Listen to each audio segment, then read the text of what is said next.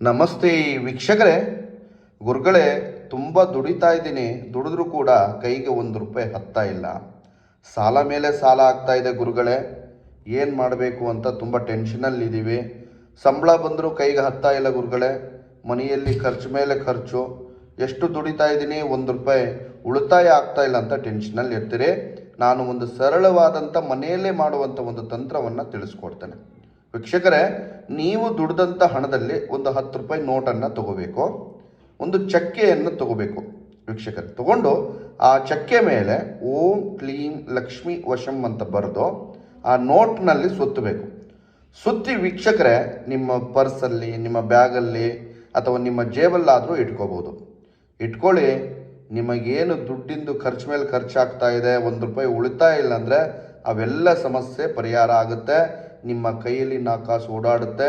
ಆಮೇಲೆ ನೀವು ದುಡಿದಂಥ ಹಣ ಉಳಿತಾಯ ಆಗ್ತಾ ಹೋಗುತ್ತೆ. ಆಮೇಲೆ ನಿಮ್ಮ ಸಾಲ ಎಲ್ಲ ತೀರೋಗುತ್ತೆ.